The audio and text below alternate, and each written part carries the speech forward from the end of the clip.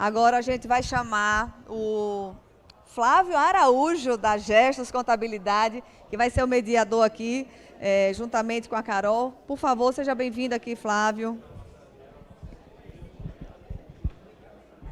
Bom dia, Laide. Bom dia a todos que estão participando do ECOM. Bom dia. Pode sentar aqui, fica à vontade. E agora a gente vai chamar a Carol Larson, da Larson Contabilidade, o maior escritório de contabilidade da Flórida. Ela vai trazer aqui o painel hoje, Proteção Patrimonial, o que é, como agir. Seja bem-vinda, Carol. Obrigada, Laide. Bom dia a todos os presentes aqui. Para aqueles que não me conhecem, eu sou a Carol Larson. Eu sou a CEO e a fundadora da Larson Accounting Group, uma empresa que eu fundei há 20 anos atrás. Eu tinha aproximadamente 2 anos já nos Estados Unidos, e o objetivo do nosso encontro hoje, do tema que a gente vai conversar com vocês, é sobre proteção patrimonial. Muita gente pode perguntar, mas eu nem estou nos Estados Unidos, ou não estou pensando em ir, por que eu devo me preocupar com esse assunto? Quando a gente fala de proteção patrimonial, a gente tem que pensar não só no país, talvez, onde você possa ter um investimento ou tentar se mudar, mas também no país onde você vive. Então, o nosso objetivo é ajudar os nossos clientes, não somente nos Estados Unidos, mas no Brasil. Aqui no Brasil nós temos o apoio do Flávio Araújo, que é da Gestos, acho que é a maior empresa de contabilidade de Natal. Mas buscamos atender melhor o cliente. Não precisa ser modesto. Não. Então, a gente vai conversar um pouquinho aqui, a gente vai fazer mais um bate-papo. Se vocês quiserem interromper para fazer perguntas, fiquem à vontade. Carol, como você está falando aí sobre proteção patrimonial, eu queria começar com essa primeira pergunta que está no próprio conceito aí do painel. O que é a proteção patrimonial? Falando mais fácil para o pessoal entender do ponto de vista técnico. Porque é um assunto que muita gente não entende e acreditam que proteção patrimonial só deve ser feita para aquelas pessoas que têm muito dinheiro, têm um patrimônio muito alto, mas pelo contrário. Eu acho que quanto menos nós temos e trabalhamos suado para ganhar, mais nós precisamos nos preocupar na questão de proteção patrimonial. Proteção patrimonial é proteger aquilo que você adquiriu com o dinheiro do seu trabalho, seja um imóvel, seja aplicação financeira, seja investimento na bolsa de valores, enfim, tudo aquilo que você teve que adquirir para estar na situação que você está hoje. Então, é muito importante, né, Flávio, a gente pensar que ninguém quer perder tudo aquilo que investiu. Então, temos que nos planejar, temos que nos preparar, e como bem dito pelo Léo aqui, não é uma coisa que a gente consegue fazer em alguns meses. Então, o ideal é a pessoa que está pensando em proteger o seu patrimônio, que a gente faça isso também com uma certa antecedência, recomendado de 6 meses a 1 ano, para que a gente tenha tempo de organizar, no caso de uma mudança para os Estados Unidos, tudo aquilo que tem que ser feito para que realmente o seu patrimônio aqui no Brasil e nos Estados Unidos esteja protegido. Ok, muito bacana. E aí eu gostaria de complementar essa sua colocação, quando a gente está vendo uma proteção patrimonial num país fora do que a gente reside. Seja por um planejamento que você vá residir lá e já queira fazer um estudo e um planejamento para ser mais assertivo, porque a gente viu nos outros painéis, tanto do Igor como esse agora, que a situação é você conhecer, é você estudar melhor, você entender aonde você está, para o país você está indo, para não errar, não fazer como o Igor falou no começo, que a falta de conhecimento fez ele levar 2 tombos por entender que ali era o caminho certo e não tinha a informação adequada. Nesse caso, principalmente do brasileiro que quer investir lá, e aí já pensando no planejamento de proteção, lá, propriamente dito, nos Estados Unidos, esse planejamento, ele tem que ser considerado também a questão tributária, a questão de segurança jurídica, e aí, como você falou, você pode fazer uma proteção patrimonial com bens móveis e imóveis. No caso dos bens imóveis, os próprios imóveis que você tem, e com aplicação e etc. É muito complicado isso, leva muito tempo. O custo de um planejamento desse, em termos de serviço e tributário, justificam? Bom, eu acho que aquilo tudo que você faz para melhorar e para aumentar e preservar seu patrimônio não é caro. Então, o preço de um planejamento não tem como a gente precificar e eu dizer aqui para vocês agora. Pode custar $2.000, $5.000, $15.000. Tudo isso é determinado pelo patrimônio que essa pessoa tem, o grau de complexidade das estruturas que já existem e que talvez vão ter que ser reestruturadas, recriadas. Então, não é complicado a execução, desde que a gente tenha colaboração do cliente, tanto na parte documental, como na parte de passar todas as informações, porque muitas vezes o brasileiro, quando ele vai fazer uma consultoria nos Estados Unidos, ele tem um pouco de receio de passar tudo aquilo que realmente ele tem, porque vão me cobrar mais ou por causa disso. Esses dias eu atendi um cliente que me disse, mas a minha declaração de imposto de renda é uma coisa muito pessoal e eu não vou te passar. Então eu falei, vai ficar bem difícil da gente começar a trabalhar com você se eu não tenho nem acesso à sua declaração, porque através da declaração é o primeiro passo para a gente analisar o que a pessoa tem. Então aqui no Brasil, nos Estados Unidos nós não temos, mas aqui no Brasil nós temos todas as receitas que a pessoa ofere no ano, nós temos todos os tipos de investimentos, todo o patrimônio, todas as dívidas, tudo aquilo que realmente você tem na sua pessoa física que tem que ser levado em consideração para que a gente faça um planejamento adequado. Não só na pessoa física, né? Estou falando especificamente de pessoa física, mas principalmente para as empresas. Então, você sabe muito bem disso, que como eu posso ter sucesso com a minha empresa se eu não sei nem para onde ir, nem quanto eu vou gastar de impostos, o que esperar para os próximos anos. Então, em termos de valores, a gente só precifica depois que realmente a gente atende o cliente. Em termos de tempo, para um caso de mudança, aqueles que querem ir para os Estados Unidos, querem comprar um imóvel, querem começar a dolarizar seu patrimônio, mesmo sem ir para os Estados Unidos, porque é possível você ser residente aqui no Brasil e ter investimentos lá, que é uma coisa melhor do que você ter investimentos com uma renda em dólar. Então, é possível. É uma coisa que a gente pode ajudar as pessoas a fazerem, orientando da forma correta, e não daquela forma, quando a gente conversou ontem, que porque o meu irmão foi e fez assim, porque o meu primo foi e fez assim, ou porque o meu vizinho foi e fez assim. Cada caso é um caso, pessoal. Como o Léo disse, não tem como a gente dizer que o mesmo visto que vai servir para você vai servir para mim, como a mesma estrutura que eu vou criar para você não vai servir para algum de vocês que estejam aqui nos atendendo, assistindo. Entendi. No caso... Hoje já se escuta muito falar e se trabalha muito nos grupos familiares, empresariais, de proteção patrimonial. E aí você acabou de falar uma frase que você pode trabalhar um investimento patrimonial fora do país. E, nesse caso, para a gente aqui no Brasil, o custo de um patrimônio, uma herança sendo passada, ele não tem um custo tributário muito alto a priori. Lá nos Estados Unidos, eu já vi alguma coisa a respeito disso, que a tributação de herança é significativa quando você está na pessoa física. Nesse caso, no estudo de você fazer um investimento patrimonial lá, você já acha que direcionaria para uma pessoa jurídica, para que numa sucessão não tivesse essa tributação tão alta? Existem vários cenários, né? Quando a gente fala de um não residente, a gente, obviamente, vai criar uma estrutura muito diferenciada do que para o residente. E o ponto importante que você levou em consideração agora é que nos Estados Unidos o nosso imposto de sucessão é 40%. Então, eu tenho alguns clientes que me procuram e falam, eu não quero investir nos Estados Unidos, porque se acontecer alguma coisa comigo, eu vou deixar metade do meu patrimônio para o governo.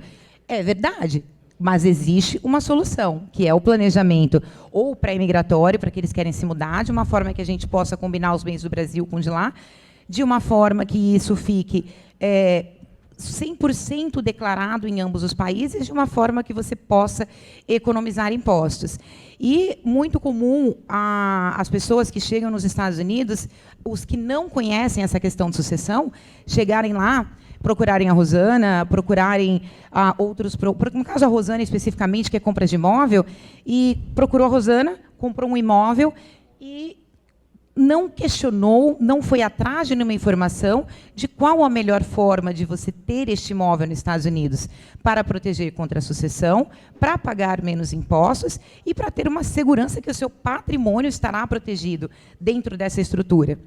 Então, eu acho que o ponto mais relevante é a questão dos 40% e deixar bem claro para todos que existem caminhos, desde que a gente consiga planejar e estruturar isso com o tempo e que o cliente coopere nos passando todas as informações que são necessárias. Interessante. No caso de estando lá e tentando fazer uma proteção patrimonial familiar, constituindo empresa lá para que a gente possa ter o patrimônio, de certa forma, dolarizado, como você falou, é possível, como no Brasil, você abrir sociedades para botar o patrimônio contemplando a sua família, seus filhos? Com certeza, isso é uma das coisas que a gente mais faz, porque eu fico até feliz que hoje as pessoas elas se preocupam com isso, com com a sucessão e como deixar para os seus herdeiros de uma forma que eles recebam tudo aquilo que essa pessoa trabalhou para construir e mais um pouco. Porque antigamente, a gente sabe, até hoje, existem algumas pessoas, até de idade mais avançada, que estão assim, já com 80, 85 anos de idade, e tem muita teimosia. Eu não vou transferir nada em vida, eu não quero falar sobre esse assunto, o que é meu, o dia que eu morrer, meus filhos se virem. Eu acho um tremendo egoísmo, né? Porque se você trabalhou tanto para ter isso, se você quer o bem-estar da sua família após seu falecimento, é fundamental você proteger e deixar o máximo possível para ele, e não ter que deixar de dividir metade do seu patrimônio com o governo, não faz o mínimo sentido. Entendi. Nesse conceito de você, então, criar uma empresa nos Estados Unidos para você botar o seu patrimônio, proteger, lá é viável financiamento? Eu não sei se estaria ligado, mas pela sua experiência, você buscar recursos para comprar mais patrimônio para essa empresa, para deixar na sua pessoa jurídica? Eu sempre digo, nós temos que saber balancear, né? Balancear no sentido, tem muita gente que tem medo de dever, mas quem não deve também não consegue atingir o patrimônio desejado. Então, não, eu vou comprar casa, em 2 anos eu vou quitar. E nós vivemos num país onde a taxa de juros é muito baixa. Agora nós estamos passando por uma situação atípica, o qual os juros aumentou bastante, e isso foi feito propositalmente, justamente para dar uma segurada na economia, porque o poder de compra do americano aumentou muito, e o governo americano, sempre pensando em uma forma de manter essa economia estável e que todos possam usufruir de todos os benefícios, o que ele fez? Eu vou aumentar os juros, as pessoas deixam de gastar tanto em cartão de crédito, vamos dar uma segurada nesse mercado imobiliário, que os valores subiram absurdamente nos últimos 7, 8 meses, e, desta forma, dá uma segurada, e aí, no momento que começar a aparecer mais ofertas, as pessoas deixarem de comprar, os juros vão voltar ao normal. Entendi. Nesse conceito aí, eu acho interessante, porque, como você falou, fazer investimento e você poder ter recursos mais baratos para você aumentar esse patrimônio lá, viabiliza financeiramente. No caso aqui no Brasil, geralmente, o que acontece muito nos grupos empresariais é que a proteção patrimonial, ele tende a tirar da atividade operacional, seja um comércio, seja uma prestadora de serviço, uma indústria, o patrimônio, e isolar numa empresa de bens. E isso tem um certo custo, mas ainda é viável, porque numa falta como você falou aí, da primeira geração, do patriarca, que constituiu aquele patrimônio, o processo burocrático e tributário, ele fica alto. Nesse caso, essa questão de você ter lá, como você falou, de empresas que são constituídas por família e que são para proteger o patrimônio, a sucessão, na falta do sócio majoritário do patriarca, é fácil, é rápida, como é aqui no país, é uma mera alteração de quadro societário, ou é pouco burocrático nesse sentido? Vou começar mencionando sobre o que você acabou de dizer agora, em relação que, normalmente, as empresas aqui no Brasil tiram os bens, principalmente imóveis, daquela empresa operacional. Isso é a primeira coisa que tem que ser feito, porque você não vai querer deixar os seus bens dentro de uma empresa operacional, que existe um risco. Todos nós, a nossa atividade profissional, nós estamos sujeitos amanhã ou depois cometermos um erro, ou um funcionário cometer um erro. Então, qualquer coisa que você tenha na sua empresa operacional, principalmente bens imobilizados, é a primeira coisa que você vai ter que se desfazer, ou usar para pagar um credor, ou no caso de um erro ou uma omissão, que a gente chama de errors and omissions lá, que você vai acabar perdendo. Então, o primeiro ponto é fundamental para aqueles que têm empresa, separar a empresa operacional, só a operação, os carros, as propriedades, todos os outros bens, trademarks, você coloca tudo em outra empresa, porque esta parte do seu patrimônio está 100% protegida. E o caso acontecer o pior do pior com a sua empresa, o máximo que vai acontecer, você talvez tenha que fechar a empresa, usar o lucro dessa empresa para estar pagando a pessoa que sofreu o dano, mas os bens estão protegidos. Então, isso é muito importante. Entendi. Você me complementou com alguma coisa? Me desculpa, Flávio.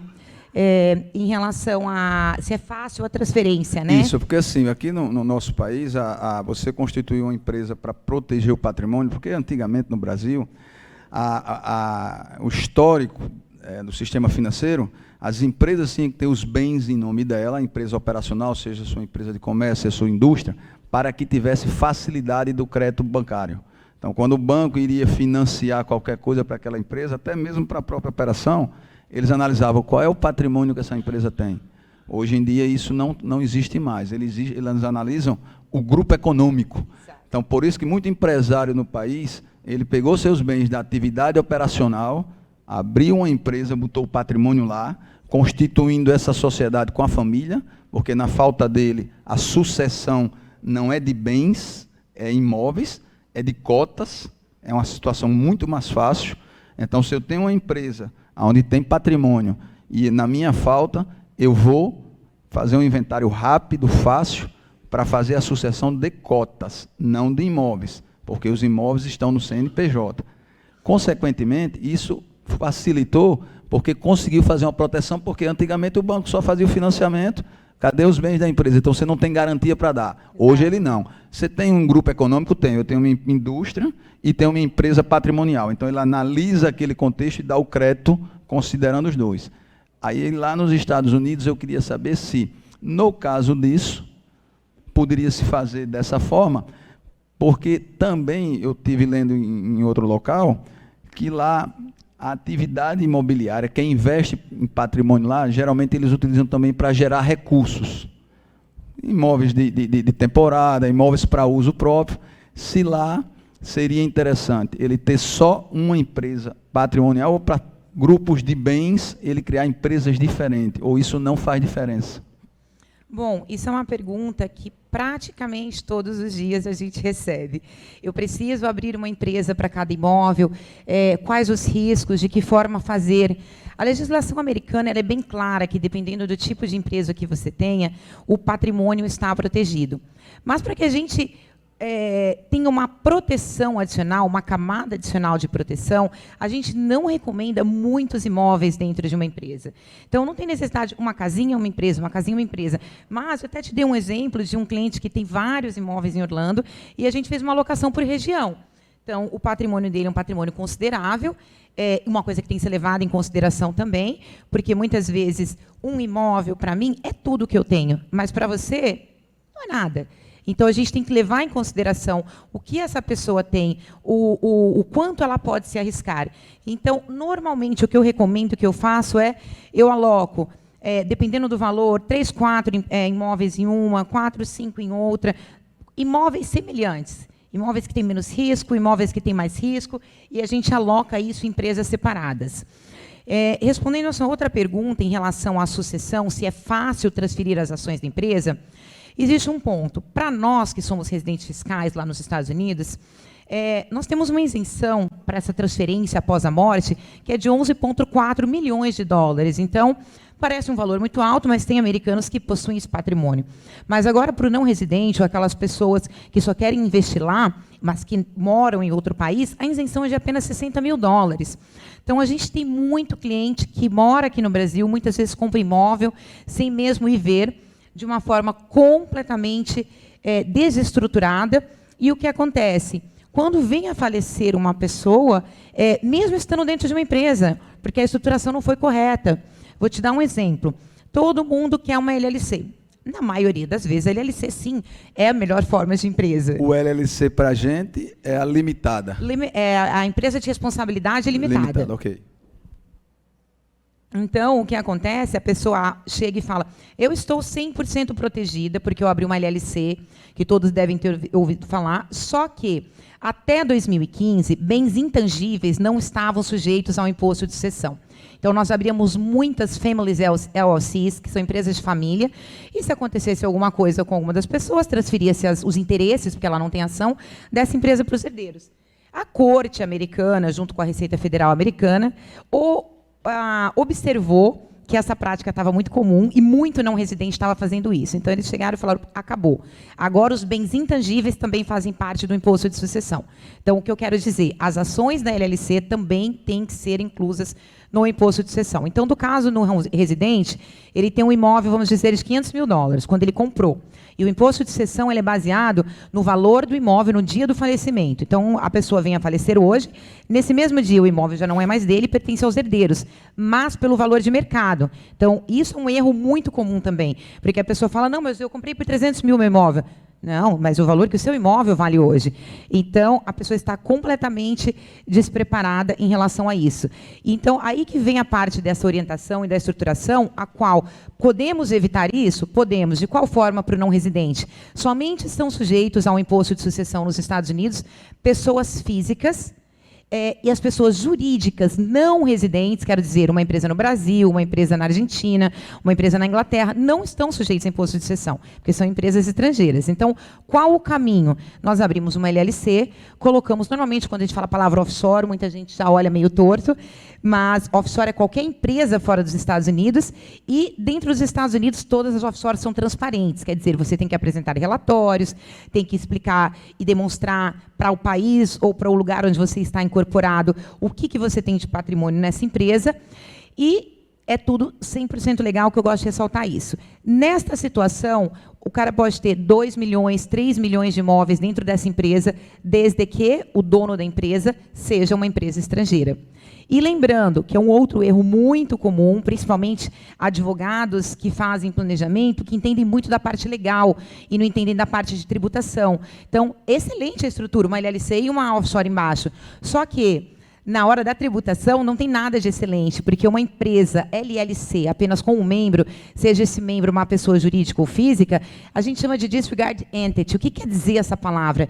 É uma empresa que não tem personalidade jurídica. Então, é a mesma coisa estar direto no seu nome. Então, no caso de venda de imóveis, que é uma coisa que a gente conversa bastante, que o estrangeiro, quando vende um imóvel, ele está sujeito a uma retenção no dia do fechamento de 15% do valor total da venda, não do lucro oferido. E o que pode ser feito para evitar esta mesma estrutura? Só que muitas vezes a pessoa, para não querer pagar uma estruturação e uma consultoria, ela copia e cola. Então, eu vou abrir uma LLC, vou colocar uma offshore embaixo, estou protegido contra a sucessão e forfeita. Não, você está protegido contra a sucessão, mas sobre todos os outros impostos, você não está protegido.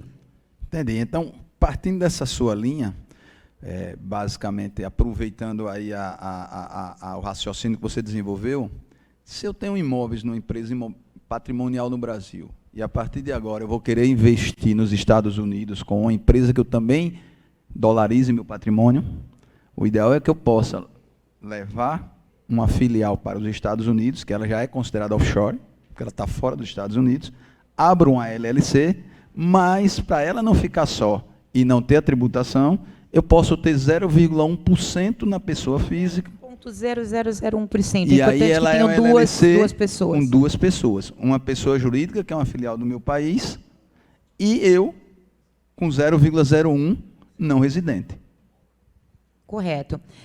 O grande ponto que as pessoas perguntam, posso usar minha empresa no Brasil? Pode, só que você vai ter responsabilidades fiscais no Brasil. Então, é por isso que a gente normalmente não recomenda usar empresas em país no qual existe tributação. Então, quando a gente fala de offshore, a gente fala em empresa nas Ilhas Virgens Britânicas, Bahamas, Panamá, países, jurisdições onde não existe imposto de renda algum. Então, dessa forma, você protege o seu patrimônio, você vai estar protegido contra o FIRP, da retenção, e sobre outros impostos que existem lá, e você não precisa se preocupar com qualquer outro evento que venha acontecer em seguida. Então, na sua linha de raciocínio, tem vários caminhos para proteção patrimonial. E aí, cada caso, em um caso, você pode ter a linha mestre, mas você vai abrindo os afluentes de acordo com a estrutura. Eu até vi você conversando ontem a respeito até de aplicações financeiras que você pode fazer por aqui. Por exemplo, até você falou agora de uma parceria que vocês estão com a XP lá, né? Tem muita gente que tem investimentos em empresas na XP aqui no Brasil, e aí você pode transferir isso e fazer através de uma empresa por lá. Correto. Correto. E a forma como, inclusive, eu falei ontem na pequena palestra que eu participei com você, foi justamente isso. A maioria das pessoas não acreditam que podem ter investimento nos Estados Unidos ou não acreditam que o investimento vale a pena. Eu não sei se vocês sabem, mas existe uma forma de vocês terem investimento nos Estados Unidos, dolarizar o seu patrimônio, o seu capital e não pagar impostos. Só que tudo isso depende de uma estruturação correta. Mas, Carol, que milagre é esse? Não é milagre.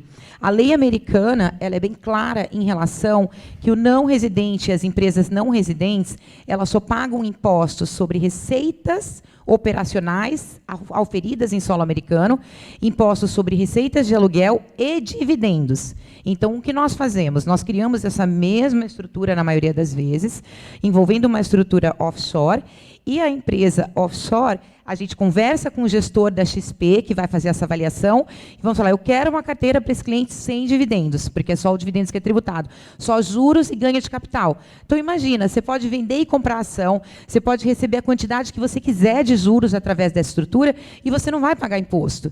E devido à estrutura estar sendo feita através de uma empresa que não é uma brasileira, então você não tem obrigação também de pagar nada aqui no Brasil. Porque se eu faço um investimento através de uma empresa brasileira, esta empresa vai estar sujeita à tributação aqui. Então, uma empresa, por exemplo, nas Ilhas Virgens Britânicas, não existe tributação. Então, você não vai pagar nos Estados Unidos e não vai pagar no país de residência da empresa também. Então, ela passa a ter uma rentabilidade bem viável dessa forma. Uma forma de aumentar muito o patrimônio, né, Flávio? Porque se você tem um dinheiro aqui no Brasil, a gente sabe que hoje a Bolsa, em todos os lugares do mundo, não está sendo um bom investimento, mas existem fundos de renda fixa, existem outros tipos de carteira, o qual a gente pode estar alocando o dinheiro dessa pessoa, e ela vai estar aumentando esse patrimônio sem pagar nenhum imposto. Então, pensando naquela questão de preservação de patrimônio, aumento de patrimônio, o que eu sempre busco para o meu cliente? De qual forma eu vou aumentar o patrimônio dele, proteger, e ele vai ter a proteção de não ser tributado, vamos dizer, a isenção, não a proteção, nos Estados Unidos, de ser tributado sobre esse crescimento. Então, seu dinheiro cresce, se fosse aqui no Brasil, estaria pagando imposto direto na fonte, lá você não vai ter essa retenção, a não ser que seja dividendos, e esse dinheiro você vai reinvestindo em outras coisas lá. Quero comprar um imóvel, quero entrar de sociedade numa empresa, ou quero abrir a minha empresa nos Estados Unidos, o que também é possível. Nós temos muitos casos hoje de pessoas que fazem venda online, e eu descobri depois de um tempo que compravam um produto na China, levavam esse produto para o Brasil e depois mandavam para os Estados Unidos. E a gente sabe os valores das alíquotas de importação aqui. Só que todo mundo tinha medo, até uns anos atrás. Mas eu sou brasileiro, será que eu posso ter uma empresa nos Estados Unidos? Pode, é muito simples. Para que você vai trazer o seu produto da China para o Brasil, pagar aí 47% de imposto de importação e mandar de volta para os Estados Unidos? Se é venda online você pode ter uma empresa em qualquer lugar. Então, você não necessariamente tem que ter uma empresa no Brasil onde você mora. Você pode ter uma empresa lá, a gente tem um representante para cuidar disso, ou até mesmo online você pode estar administrando tudo isso. Você entra numa plataforma americana e faz todos os seus negócios por lá. Ok. Nesse bate-papo que a gente está aqui, a gente falou sempre na constituição de uma empresa lá. A minha pergunta já é um pouco direcionada sobre isso. É complicado, é trabalhoso a abertura de uma empresa, porque aqui no país a gente tinha uma certa preconceito que se levava tempos. Se lá é rápido, e se eu abrir uma empresa lá, um offshore, eu não estando lá, eu posso nomear alguém representante para acompanhar essa empresa por lá? Pode sim. Diferente do Brasil, não agora, pós-pandemia, tá? Mas antes da pandemia, nós abríamos uma empresa na Flórida em 24 horas.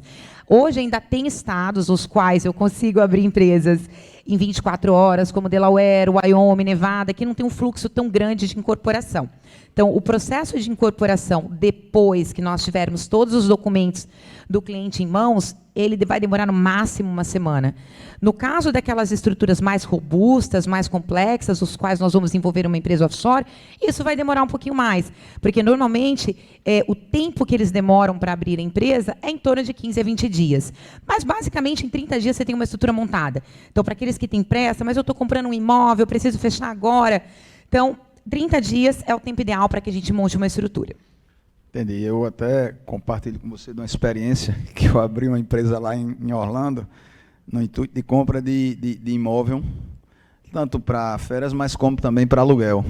E realmente eu me lembro que eu não tenho esses 30 dias, mas eu acho que foi até antes. E diferente de algumas situações que a gente tem no Brasil, reconhecimento de firma, documento autenticado, praticamente a gente abriu aqui do país recebendo essas correspondências. foi bem ágil, mas eu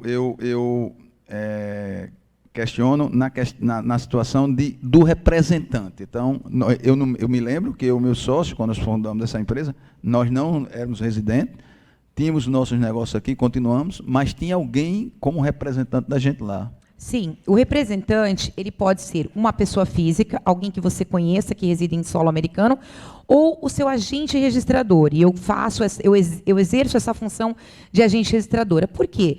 Da mesma forma que aqui no Brasil, se você não é residente, eu não sou residente fiscal no Brasil. Para eu abrir uma empresa aqui, eu tive que nomear uma prima para ser minha representante, porque caso a Receita precise me enviar alguma notificação, alguma coisa, vai falar com ela. Lá nos Estados Unidos é da mesma forma. Então, o agente registrador, que é o papel que o meu escritório faz, ele é responsável por encontrar você não residente, ou até mesmo um residente, que às vezes viaja muito ou não está muito presente, ele pode ter um representante através do agente registrador. Então, nós temos a obrigação, após nós recebermos uma notificação, de contactar esse cliente e falar o que aconteceu. Recebemos a notificação ou da corte, ou da Receita, ou de algum outro órgão estadual. Desta forma, você fica seguro, não estando nos Estados Unidos e tendo uma empresa lá que você pode ter certeza que qualquer correspondência vai chegar para mim e eu vou ter que te comunicar em 24 horas. Então, tem essa possibilidade, você já presta até serviço de ter o representante da empresa enquanto a pessoa não é residente ou não tem a pontualidade ou continuidade de estar lá. Consequentemente, facilita para quem tem esse pensamento em fazer algum investimento. O que eu acho importante aí, nas duas palestras que nos antecederam, é você ter cada especialista na sua área lhe atendendo, porque, na verdade, quando você mexe com patrimônio, cada ponto de um planejamento desse tem que ter profissionais que lhe dê a devida a consultoria e atendimento. Inclusive, quando você fala em termos de seguros, etc., que é uma coisa que envolve isso na proteção patrimonial. Em relação a essa situação, que parece-me um horizonte bem interessante, e eu acho que, como você falou, tem algumas economias e segurança jurídica que quebram um pouco o paradigma do preconceito de investir nos Estados Unidos. Empresas que você investiu, mas que você possa gerar renda e você não tirar o dinheiro e reinvestir, existe algum benefício do governo federal lá que efetivamente evita a tributação disso? Olha, nós temos dois tipos de tributação básica, tributações básicas nos Estados Unidos. Uma que é através da partnership e a outra que é de corporação. Eu não vou falar LLC, porque muita gente fala, eu sou uma LLC. E muitas vezes, quando eu pego os documentos, você não é uma LLC. Por algum motivo, a pessoa que fez a estrutura te abriu como LLC para que você tenha a proteção estadual da responsabilidade limitada e a nível federal também, só que a sua forma de tributação é a da corporação. Mas o que é isso? Para dar um exemplo simples, a LLC é muito parecida com a limitada e a Corp ela é uma SA. Então, a LLC, você não paga nenhum tipo de imposto de renda dentro da empresa. Todo lucro ou prejuízo, ele é tributado, não necessariamente precisa ser distribuído na pessoa dos acionistas, sejam eles pessoas físicas ou jurídicas.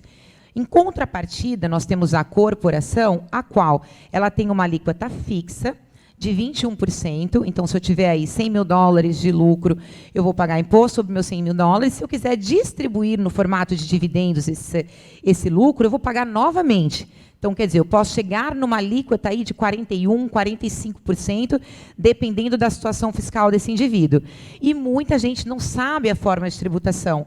Então, para a venda de imóveis, a pessoa tem uma corporação, ela perde um prejuízo, que é uma isenção individual de cada sócio dentro de uma LLC de $41.160. Exemplo, vendi um imóvel numa corporação que eu comprei por 500 mil, vendi por $1 milhão, eu tive $500 mil de lucro. Se esse imóvel estiver dentro de uma LLC com 2, 3 sócios, cada sócio tem uma isenção de 41.400. Então, se eu tiver 4 sócios aí, eu já praticamente posso zerar o ganho de capital dessa empresa. Em contrapartida, novamente, que na corporação eu não tenho essa isenção. Então, a venda do imóvel, o ganho de capital, ele é tributado direto numa alíquota de 25%, e na LLC você pode pegar uma alíquota de 0%, 15% ou 20% no máximo. Beleza. Me tira uma dúvida. Nesse sentido, vou fazer minha proteção, estou achando que é interessante, mas eu entendo que precisa de um tempo para você planejar, de você se assessorar, de você entender qual é o melhor caminho. Que time você diz, se a pessoa que está nos assistindo, participando, achou interessante, eu penso em fazer algum investimento lá fora, seja necessário, que tempo ele precisa para planejar, apresentar. Eu acho que na palestra anterior foi dito que um brasileiro chegou lá para fazer o visto, ele disse, vamos conversar, para mim foi na do Eagle People.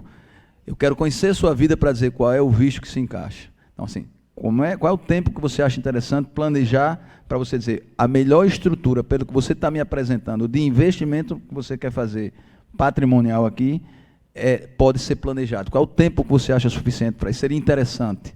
Tudo depende de qual planejamento nós estamos falando, né? Então, uma coisa que eu faço muito é o planejamento pré-imigratório.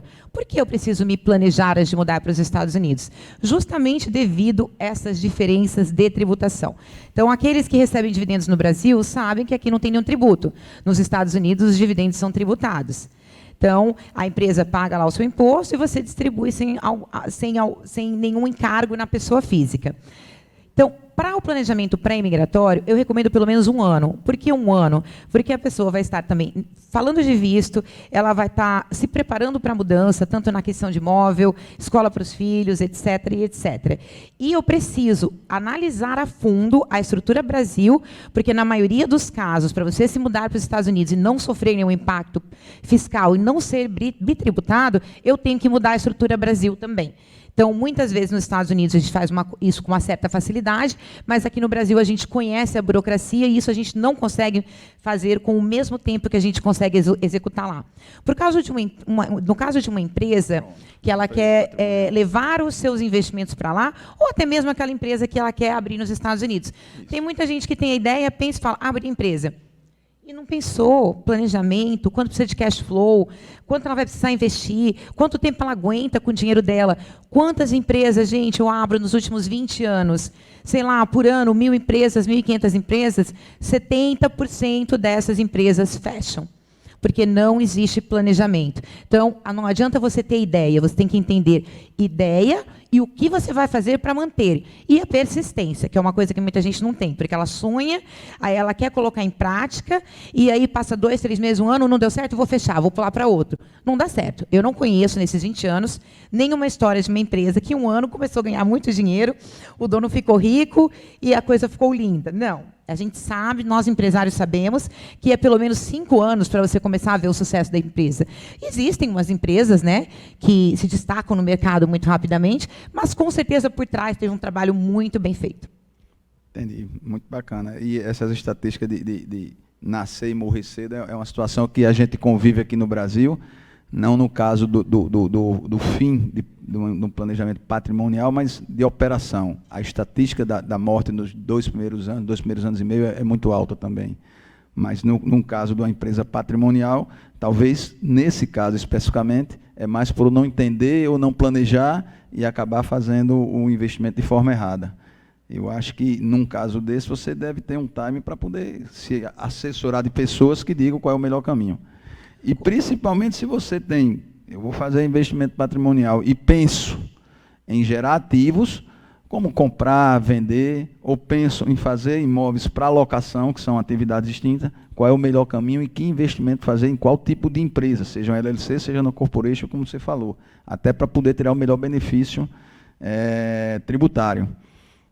Com certeza, né, Flávio? Porque quando você vai iniciar uma empresa, tem que pensar todos os seus custos organizacionais para abertura. Aí você tem que pensar no dia a dia dos seus primeiros 3 meses, que normalmente você não vai estar cheio de clientes ou não vai estar vendendo o seu produto como você espera. O planejamento em relação, que você me perguntou, você recomenda o financiamento? Eu muitas vezes recomendo o financiamento, porque com os juros tão baixos, é uma forma de você adquirir patrimônio, sempre lembrando, nunca vai exceder, o seu passivo nunca pode ser maior que o seu ativo. Existe uma regra econômica e contábil que diz que você tem que ter 30% de passivo e 70% de ativo. Eu ainda acho que a gente poderia ser um pouquinho mais rude, vamos dizer, 20% de passivo, 80% de ativo, que seria o ideal. É o ideal. Eu não estou dizendo que todos têm isso, mas isso é um momento que você vê a sua empresa e sua vida saudável. Então, você tem um patrimônio maior do que você deve e você tem tranquilidade. Com certeza. No caso de um brasileiro que possa pensar em fazer um planejamento patrimonial e queira levar, porque, na verdade, quando você vai para lá, você vai levar recursos para você investir. E essa transferência, essa parte que gera um certo preconceito no brasileiro de estar legal, de levar esses recursos, é um processo complicado, é um processo que seria fácil. Do ponto de vista da gente aqui do Brasil, se você tem a origem dos recursos declarada, se você faz toda a transferência via Banco Central, você aqui oficialmente está tranquilo. Entendo que lá essa recepção desses recursos em conta bancária e seja toda legalizada, não seja um tempo complicado de fazer essa transferência. Olha, essa resposta, vou deixar para a Lígia da Manicorp, porque ela é especialista no assunto, mas eu posso adiantar que não é complicado, desde que a pessoa tenha origem. Então, é claro, nós não vamos conseguir, né, levar quantos clientes em comum nós temos que querem levar dinheiro para os Estados Unidos. Ah, mas no meu imposto. Não tem como, você não tem como. O dinheiro não cruza a fronteira se não tiver origem. Tanto de lá para cá e daqui para lá. Então, é fundamental para aqueles que querem investir pensarem de qual forma legalizarem muitos dos investimentos que tem aqui, porque senão você não vai conseguir levar o seu dinheiro para os Estados Unidos. É verdade. Hoje, a tecnologia da informação, tanto é usada por a gente nas entidades, mas principalmente pelos órgãos públicos, né? E esse rastreamento, esse cruzamento, eu acho que ele funciona muito bem e, para isso, realmente, você tem que estar lastreado para não ter complicações nem com o fisco local, nem com o fisco americano, né? A cada ano que passa, está cada vez mais difícil a pessoa falar, eu sou residente nos Estados Unidos, não quero declarar o que eu tenho no Brasil. Não sei se vocês conhecem o FATCA, que é o Foreign Account Tax Compliance, que foi implementado em 2015, o qual os bancos do mundo trocam informação. Eles têm um código que chama GIN, G-I-N, e, através deste código, aquela pessoa que tem uma conta aqui no Brasil, uma conta na Inglaterra, uma conta em Portugal, existem bancos que ainda não tão evoluídos, mas a troca existe. E o FATCA foi implementado para isso. Então, é muito difícil você querer ter um investimento, se mudar para um local, se você não estiver de acordo com o FATCA, porque uma hora isso, e a cada dia mais estão trabalhando que se torne mais eficiente essa questão de troca de informação. Isso é uma atenção que tem que ser dada, porque realmente, para você investir no seu patrimônio, tem que estar bem lastreado, né? Ainda sobre o tema que a gente está tratando, eu acho que eu perguntei, mas essa questão de você constituir, porque aqui no Brasil, quando a gente pensa em planejamento patrimonial, a gente pensa já constituindo com a família. Alguns grupos que têm 2, 3 irmãos como sócios, eles fundam as empresas dele com a família dele, esposa e filhos, e passa a ser sócio daquela empresa, como fosse uma holding. E aí, eu me lembro que eu falei aqui, eu não me recordo agora, lá existe limitação para a idade de filho participar de sociedade.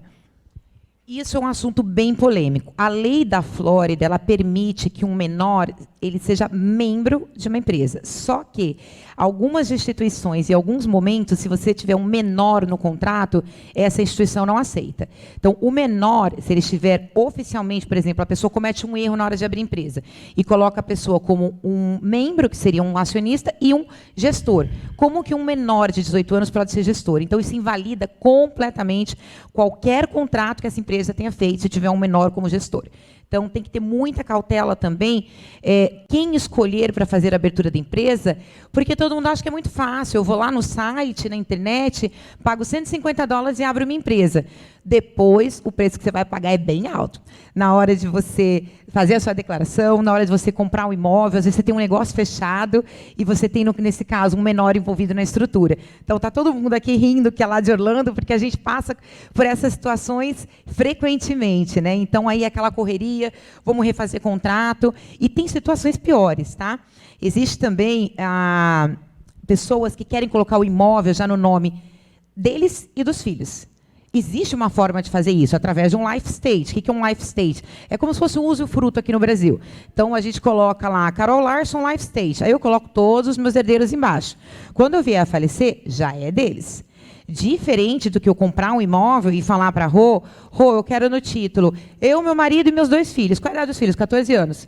Desculpa o português, ferrou. Você vai ter que contratar uma pessoa, um advogado, para entrar com um documento na corte americana, porque você não pode ser o representante do seu filho, porque eles acreditam que tem conflito de interesse se você representar o seu filho. Então, como que você deu e vai tomar? Então, você tem que nominar uma pessoa neutra para defender os interesses do seu filho. Então, uma coisa mínima, você percebeu a diferença do life stage ou ter uma escritura no nome dos 4? Muda todo o cenário, todo o cenário. É porque aqui a gente usa alguns momentos que a gente tem, quando quer constituir uma empresa, e os filhos têm certa idade, a gente utiliza da situação da emancipação. Então, você faz a emancipação do seu filho, e ali ele está legalmente habilitado para participar daquela sociedade. Lá, eu não sei se saberia se teria essa situação da emancipação, e aí ele estaria regular para participar da sociedade. Existe a possibilidade de emancipação nos Estados Unidos também, só que você tem que ter um motivo. Existem os casos mais comuns, é quando um menor quer se casar. Então, os pais emancipam esse menor. No caso de empresa, eu não conheço muitos, mas existe também emancipação. Só que eu não sei se a corte vai conceder uma emancipação para colocar um menor dentro de uma empresa. Então, isso vai depender muito da pessoa que vai receber e analisar esse caso. Eu não sei se você já teve algum caso assim, Marcelo, que você está...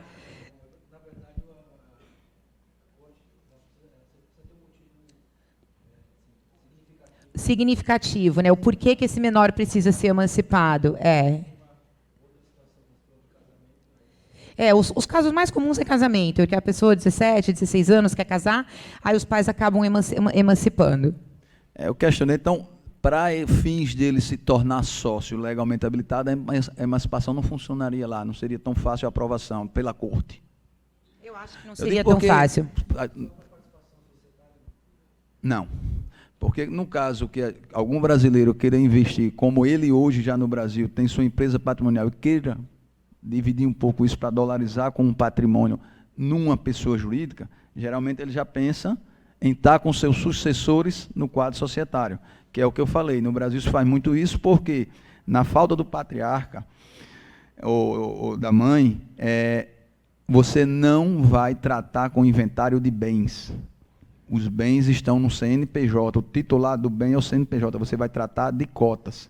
E aí, quando a gente constitui empresas para participarem na holding, a gente traz a família, esposo, esposa e os filhos, com 16 anos, 17 anos, se emancipa, e na falta dele, eu vou para pagar o imposto no Estado de transmissão de causa-morte, que no Brasil não é 40, é 8, aqui né? No Rio Grande do Norte é 3, 4, 5 e 6%. Uhum. E aí eu trato isso em cima de cotas, não em cima de bens. Então, se meu capital lá é de R$1 milhão, eu tenho 95%, minha esposa, ou eu tenho 45%, minha esposa 45% e meus filhos 5,5%. Esses 45% é de cotas. Então, é 450 mil em 3, 4, 5 e 6 no Rio Grande do Norte, porque tem estado como Rio de Janeiro, que já está até 8. Por isso que eu perguntei a possibilidade de, em buscar fazer proteção patrimonial, levar a família Nós usamos outra estrutura, Flávio. Lá no Brasil, a gente tem várias outras estruturas da gente proteger o patrimônio dos herdeiros, no caso dos menores. Uma estrutura muito comum chama-se trust. Uma trust, ela é mais que um testamento, ela é um instrumento, o qual eu não preciso comprometer o nome dos meus filhos, não coloco eles em nada.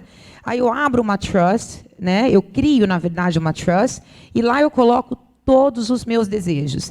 Então, não tem que passar por espólio. Dependendo do tipo de trust, tem sucessão ou não. Então, a trust revogável está sujeita à sucessão, a irrevogável não está sujeita. E lá eu vou discriminar. Eu tenho 5 filhos. Um é solteiro, o outro não gosta muito de trabalhar, ou o outro tem algum problema comportamental. Então, eu posso até designar de qual forma eu quero que esses herdeiros recebam, não seguindo a lei do Brasil, que vai ficar 50 para a mulher, 50 para os filhos, na mesma proporção. Então, se você não quiser deixar nada para sua esposa, você não deixa. Se você quiser deixar só para um filho, você deixa. Se você quiser falar, o meu filho número 3, Ele está casado com uma mulher que eu não gosto, eu não quero deixar meu patrimônio para ele. Então, o pai ou a mãe pode colocar dentro dessa trust dizendo, esse filho, enquanto estiver casado com a fulana, vai receber 10% do patrimônio. Se ele um dia vier se divorciar, ele vai receber o restante. Ou o meu filho só vai receber se ele estiver formado. Se ele não estiver formado, eu não acho que ele tem capacidade de administrar os bens que eu vou deixar para ele. Então, a gente tem essa flexibilidade de uma forma mais fácil para não arriscar. Porque, como eu disse, a lei da Flórida permite, mas existem controvérsias. Então, em relação ao teu menor. Então, para que a gente não corra risco e que facilite os processos, o melhor caminho é através de uma trust. E existe uma coisa mais simples, que é o testamento, né? Então, ele pode colocar no testamento também tudo aquilo que ele desejar, que é muito mais simples do que uma trust. E, inclusive, tem um preço muito mais acessível. Entendi.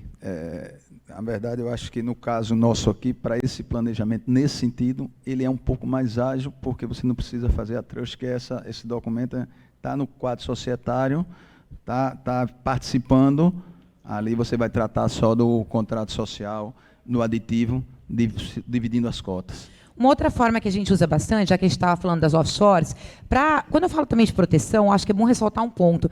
A proteção não é só contra a morte. Então, é divórcio, briga entre irmãos, problemas na empresa, tudo isso pode acontecer. E se você não tiver isso bem escrito e registrado, você vai ter um problema até maior do que com a morte, né? Então, quer processo que existem mais problemas para resolver do que um divórcio? Ou um falecimento quando os irmãos não se dão bem? E aí fica aquela briga de... Eu estou com um caso de imposto de sucessão, que é state tax lá, há 2 anos. E se você não entregar esse imposto dentro de 9 meses, a multa é altíssima. Eles não estão nem aí para a multa, eles estão a fim de brigar. Eles brigaram, continuam brigando e não conseguiram resolver. Se esse indivíduo que faleceu já tivesse deixado determinado, ele tinha um imóvel nos Estados Unidos. A briga toda é por causa de um imóvel de $400 mil. Só que o irmão 1 não fala com o 2, são 4 filhos. Então, a gente está com tudo parado e eles não entram em acordo. Complicou a empresa do pessoal aí. O patrimônio vai ficar travado por um período. Está lá travado, e ter todas as multas que eles vão cobrar e tudo mais. Aqui no Brasil, a gente tem uma questão, acho que ele pode até confirmar, que se for isso aqui no Brasil, certamente a empresa fecharia, né? Porque a legislação ela pede um prazo, seja 80 dias, determinando o que aconteça quando você não faz um planejamento sucessório. Você tem um prazo máximo para você poder resolver. Se você não resolver, você vai perder para a empresa. Aliás, você não. A pessoa já está morta, mas a empresa vai diluir. Mas por isso que eu creio que a proteção patrimonial é fantástica para isso. Acho que o brasileiro precisa ter essa conscientização que o próprio americano já tem hoje. Com certeza, mas eu tenho visto cada vez mais os brasileiros, eu faço muita consultoria para o planejamento pré-imigratório, e há uma quantidade de pessoas que têm me contactado nos últimos anos que antigamente não existia. A pessoa chegava e depois ia se preocupar e muitas vezes não tinha muita coisa a ser feito de uma forma eficiente. Mas, hoje em dia, realmente existe isso. Falando de empresa, só para complementar o que você disse, nós também temos essa regra nos Estados Unidos. Mas o fato dessa família é que é uma casa e não estava em empresa. Então, precisa-se passar esse patrimônio para os herdeiros. Então, um quer que vende, o outro não quer que vende, o outro não concorda com a porcentagem, porque não tem testamento. Então, a regra natural seria dividir em partes iguais. Só que, para piorar um pouquinho a situação, esse indivíduo foi para os Estados Unidos, antes de adquirir esse imóvel, e se casou com uma americana. E essa americana agora também quer parte do patrimônio. Só que essa esposa não era a esposa verdadeira dele. Porque lá nos Estados Unidos é muito comum alguns casamentos para legalização. Então, o problema é grande. E ele nunca pensou nessa questão que um dia ele ia morrer tão jovem. Ele tinha 53 anos apenas. Se eu tivesse lá, eu tinha feito um seguro vitalício para ele, que resolveu todo o problema, não só dele, mas da família toda, tinha lidado com esse problema. Com certeza. Com o que você trabalha? Ai, que bacana, que bacana. A gente usa bastante também a questão de seguros lá. Inclusive, a gente tem a nossa amiga aqui que vai falar sobre a questão de seguro para pessoas que não querem criar estruturas muito robustas ou que não se sentem... Porque tem muita gente, viu, quando a gente fala, vamos abrir uma empresa nos Estados Unidos, eu não quero uma empresa nos Estados Unidos, porque tem aquela mentalidade do problema que é ter uma empresa no Brasil. Então, tudo bem, respeitamos a vontade do cliente. Então, nós fazemos um seguro de vida, o qual qualquer pessoa residente ou não residente pode ter, e a pólice desse seguro, com o falecimento, cobriria essa sucessão e resolveria todos esses problemas. Eu não sei se aqui no Brasil é exatamente isso que vocês fazem. Eu trabalho com seguro voltado à unidade patrimonial. Você falou uma coisa muito massa, parabéns pela sua palestra, mas eu sempre falo o seguinte, até mesmo o brasileiro que tem uma holding, ou patrimonial, ou para que seja familiar, a necessidade de ter um seguro de vida, até no momento de transferência de contas, Com certeza, eu concordo plenamente com você. Tudo isso faz parte do quê? Do planejamento, né? Então, não é uma coisa só que a gente coloca no planejamento, não é uma coisa simples e falar, estou te ligando porque eu quero a sua ajuda. Não, gente, é muita coisa que engloba, né? São várias coisas, várias pecinhas que a gente pode colocar que você está 100% seguro. Sobre a empresa, só para finalizar, nós temos 60 dias nos Estados Unidos, após o falecimento de um membro, para eles tomarem uma decisão. Se não for tomada uma decisão, a empresa está automaticamente dissolvida. Lá são 60 dias. Tem alguns contratos que a gente pode colocar até 90, mas normalmente a regra é 60. Nessa questão que ele falou aí da empresa patrimonial, realmente é viável um seguro quando os herdeiros não têm recursos que possam, pelo menos, manter os imóveis fora de qualquer questionamento do fisco. Seja um imposto, um IPTU da vida, que aí muitas vezes os impostos desses imóveis, os herdeiros não conseguem honrar. E aí não conseguem fazer com que a empresa pague e possa vendê-los, porque você precisa ter uma certidão. Isso realmente tem que ter uma reserva técnica para uma situação dessa. E quando não tem, efetivamente... Não, isso. O que, na verdade, na maioria dos casos que nós trabalhamos nesse caso, nessa situação, é que as empresas patrimoniais que são constituídas é porque existem imóveis que são alugados e geram renda. Então, na falta do sócio majoritário, a empresa não para, ela continua recebendo seu aluguel. E aí você consegue, daquela receita, arrecadar alguma coisa para quitar e, efetivamente, manter a empresa aberta. Até que, na sociedade, se decida vender algum imóvel que estaria aí na proteção patrimonial, estaria evitando essa questão do caso do imóvel da família, que não está na pessoa jurídica, até por questão de valorização. Eu acho que vale 100, não, eu acho que vale 150, eu acho que vale 70, eu quero logo porque eu estou precisando. Na pessoa jurídica, a decisão seria pela maioria das cotas. Então, você consegue, muitas vezes, vender um imóvel mais rápido, até para manter a empresa com os custos necessários enquanto ela retoma a atividade.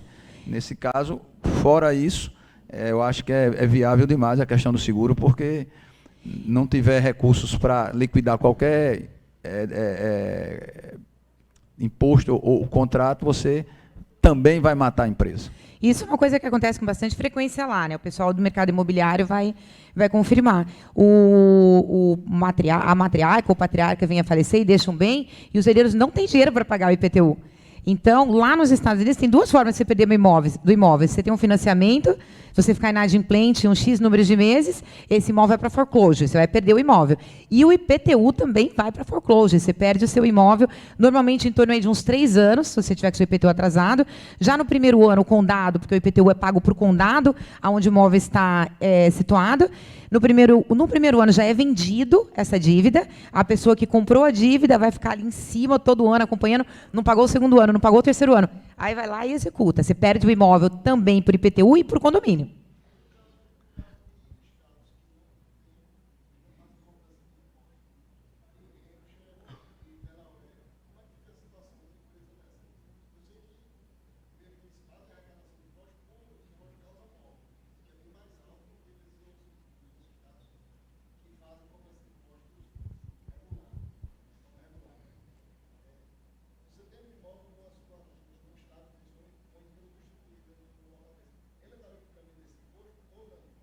Excelente pergunta. Tá? O imposto que eu estou me referindo de sucessão, ele é federal. Tá? Eu estou falando especificamente de estados que não têm imposto estadual de sucessão. Então, uma coisa bem interessante, é o que acontece com muitos brasileiros quando se mudam para lá, eu quero morar na Califórnia, eu quero morar em Nova York, é o meu sonho. Só que a pessoa não tem ideia da quantidade de impostos que ela vai pagar, morando em estados os quais existe imposto estadual e municipal. Então, vou te dar um exemplo bem rápido para responder a sua pergunta. Uma pessoa física, ela só tem imposto federal, numa alíquota que vai de 10% a 37%.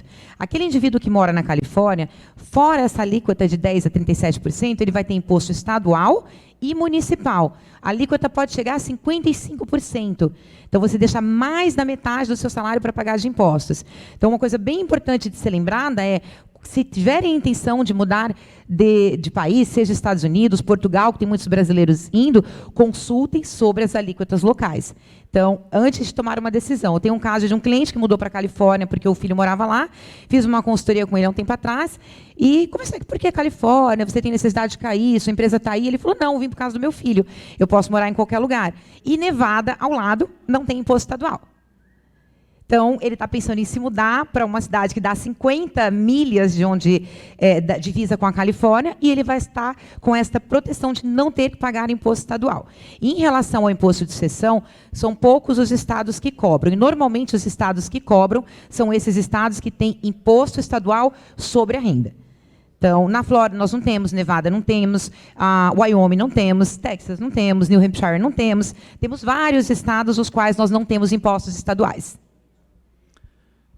O tema está bem atrativo para a gente ficar conversando. Daria para a gente passar aqui uns 2 dias de 8 horas debatendo, porque e a gente quase não gosta de falar desse assunto, né? E aí, quando chega, é um tema bem bacana de falar, mas já me levantaram ali uma plaquinha de terminado, escondido ali atrás da coluna. A pessoa apresenta, Carol, e se esconde. Que é para você entender que terminou. Não, ela falou que ela dá um toque, mas quando eu começo a falar, eu falo muito, eu não presto muita atenção ao redor. Então, pessoal, eu queria agradecer a presença de todos vocês. Eu espero que vocês aproveitem muito esse evento. Tem palestras, assim, todas são interessantes. Não tem como dizer a próxima ou outra vai ser mais. Cada um com um tema específico, mas todas de extrema importância para aqueles, não somente que querem se mudar, mas para que querem investir, ou que tem alguma pessoa lá que vocês se preocupem. Então, se vocês puderem, assistam todas as palestras de hoje. E obrigado pela participação de vocês. Foi um imenso prazer estar aqui hoje. Carol, muito obrigado. Obrigada a você, Flávia.